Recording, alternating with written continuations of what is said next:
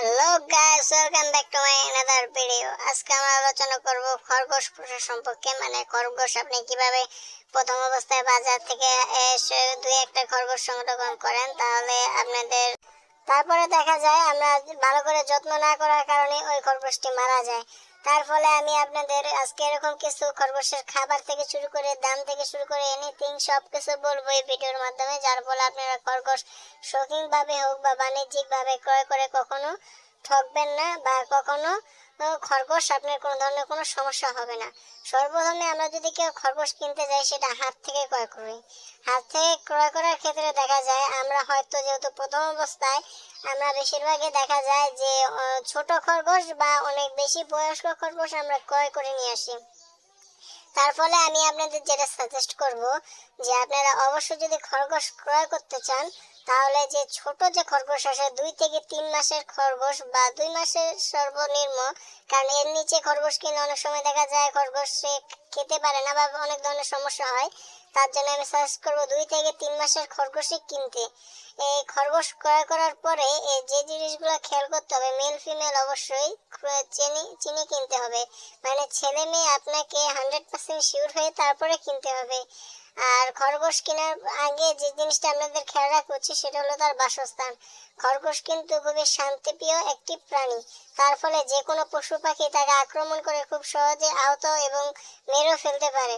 তার জন্য আপনাদের যে জিনিসটা আমি সাজেস্ট করব, আগে সর্বপ্রথম সুরক্ষাজনিত একটি ঘর খরগোশের জন্য তৈরি করবেন। তারপর আপনি খরগোশ ক্রয় করবেন। ক্রয় করার ক্ষেত্রে এই জিনিসটা খেয়াল রাখতে হবে, খরগোশের হাট বেঁধে খরগোশের মূলত দাম হয়। তারপর আপনাকে ওই হাটের দাম অনুযায়ী ভালো একটি খরগোশ, এক জোড়া খরগোশ ক্রয় করতে হবে। এখন অনেকে বলে যে ভাই আমি 2 থেকে 4 জোড়া ক্রয় করলে কি সমস্যা হবে? যত বেশি ক্রয় করবেন তত খরগোশ ভালো হবে, কারণ একসাথে দলবদ্ধভাবে থাকলে ওদের আর কি একলা যে পণটা বা একা থাকা যে সমস্যা সেটা আর হবে না। তারপরে দ্বিতীয়তে আপনাদের আমি যে জিনিসটা সাজেস্ট করব সেটা হলো আপনি যে কালারের খরগোশ পছন্দ সেটাই কিনবেন, কিন্তু আমাদের দেশি খরগোশ যেটা বলা হয় সেটা প্রথম অবস্থায় ক্রয় করবেন। তারপর আপনাদের বাসায় নিয়ে আসার পরে অনেকে আছে আমরা যা খাই যেরকম ভাত, তারপরে ডাল, এইসব হাবিজাবি যে খাবারগুলো আছে সেগুলো দিয়ে থাকে। কিন্তু আপনি যদি গ্রামে বসবাস করেন তাহলে আমি আপনাদের সাজেস্ট করব খরগোশকে শুধু সবুজ কুড়া বসিয়ে দিবেন। এখন অনেকে বলতে পারে যে অনেক বড় বড় ইউটিউবারদের আমি দেখছি যে বলে তারা খরগোশের বিষয়ে যে ভুসি থেকে কুড়া অনেক কিছু খেতে বলা হয়, কিন্তু আমি আপনাদের একটা জিনিসই বলবো যে বনে যে খরগোশগুলো থাকে সেগুলো কিন্তু ভুসি বা কুড়া এগুলো কিন্তু কেউ ওরা খেতে পারে না। তাহলে কি ওরা বেঁচে থাকে না? হ্যাঁ, ওরা বেঁচে থাকে এবং আমাদের তার থেকেও বেশি বয়স বেঁচে থাকে এবং ডিম বাচ্চা কিন্তু ভালো করে। জন্য আমি আপনাদের সাজেস্ট করবো, আপনার খরচও কমে যাবে, দেখা যায় ডিম বাচ্চা মোটামুটি ভালো হবে। আপনারা শুধু সবুজ ঘাস ওনাদের খাওয়াবেন। আর যদি তারপর আপনাদের মনে হয় না আমি কুড়া ভুসি খাওয়াবো, তাহলে আপনি ভুসি এই ভুসি সাধারণত অল্প দিতে পারেন। যেরকম এক জোড়া খরগোশের জন্য আপনার এক হাতের মানে আপনার এক মুঠে যতটুকু ভুসি উঠবে সেতটুকু ভুসি আপনি এক জোড়া খরগোশকে প্রোভাইড করতে পারেন, বাচ্চা খরগোশকে। আর বড় অ্যাডাল্ট হলে সেটাকে আপনি 2 মুঠ দিতে হবে। এভাবে আপনি মূলত খরগোশ পালন শুরু করতে পারেন। আর খরগোশ পালনটা খুবই লাভজনক ব্যবসা, তার কারণ খরগোশ 4 মাসের অন্তরেই অ্যাডাল্ট হয়ে যায় এবং বাচ্চা দেওয়া শুরু করে। এবং খরগোশের একটি সবচেয়ে বড় সমস্যা হলো এদের জায়গাটা বেশি লাগে এবং এরা নোংরা বেশি করে। তার জন্য আমি আপনাদের সাজেস্ট করব এগুলোকে মাটিতে না পালা, কারণ মাটিতে পাললে দেখা যায় আর কি ইঁদুরের মতো গর্ত করে বিভিন্ন ধরনের সমস্যা হতে পারে, ওই রাস্তা দিয়ে সাপও আসতে পারে।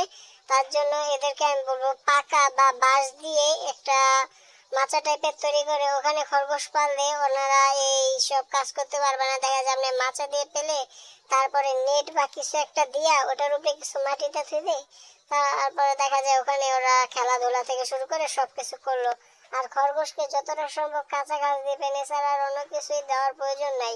তার ফলে আপনাদের কি হবে যে খরগোশের যে স্বাস্থ্য থেকে শুরু করে ব্রিডিং রেজাল্ট সবকিছুই অনেক ভালো হবে। তারপর আমরা যে বিষয় নিয়ে আলোচনা করব সেটা হলো খরগোশের দাম। এখন দেখেন এক এক জাতের খরগোশের দাম এক এক রকম হয়। আমি এটা নিয়ে একটা পুনরায় ভিডিও আনবো, সেটা আপনার চ্যানেলটা অবশ্যই সাবস্ক্রাইব করে রাখবেন, যার ফলে পরে ভিডিওটা সর্বপ্রথম আপনি পান। তারপর আমি আনুমানিক বলে দিচ্ছি যে একটা খরগোশের এর আনুমানিক দাম 300 থেকে 400 টাকা। এক জোড়া বেবির দাম আমাদের দেশি, এখন এলাকা ভেদে মূলত দাম হয়ে থাকে, কিন্তু সর্বনিম্ন এবং অনেক এলাকায় আমি দেখছি 200 টাকা জোড়ায়ও মূলত পাওয়া যায়, 2 থেকে 250 টাকা, কিন্তু এটা খুবই কম, সব এলাকায় পাওয়া যায় না। হাইস গেলে 500 টাকা নিবে এক জোড়া খরগোশের দাম। সেই হিসাব করে আপনি যেতে পারেন, মানে আপনি 500 টাকা করে নিলেন, তারপর আপনি এলাকায় গিয়ে বা হাটে বা দোকানে কিন্তু একটু দামটা বেশি নেয়। মানে আপনি হাটে যদি বিকায় 250 টাকা, তাহলে ওনারা 300 থেকে 400 টাকা নিতে পারে। তার কারণ ওনারা হাটের থেকে সংরক্ষণ করে এনে ওনার দোকানে বিক্রি করতেছে, তাহলে তো উনি তো একটা লাভ রাখবেই, তাই না? তার জন্য আমি আপনাদের সাজেস্ট করব ডাইরেক্ট হাটের থেকে ক্রয় করতে, তার ফলে আপনি অল্প দামে আনতে পারবেন। এবং আমি আপনাদের আরেকটা বিষয় সাজেস্ট করব, অনেকে আছে দেখবেন যে বাচ্চা সহ মা সহ নিয়ে আসে, ওগুলা ক্রয় না করাই ভালো। কারণ ওগুলা বিশেষ করে আমি দেখছি যেগুলা কোনো বিভিন্ন ধরনের সমস্যা থাকে, তার জন্য মূলত এগুলা নিয়ে আসে। আপনারা চাইলে এরকম বাচ্চা খরগোশ ক্রয় করে পালন করে লাভবান হতে পারেন। তা আজকের ভিডিওটি এই পর্যন্ত, পরবর্তীতে আরেকটা ভিডিওতে দেখা হবে, নতুন একটা ভিডিওতে।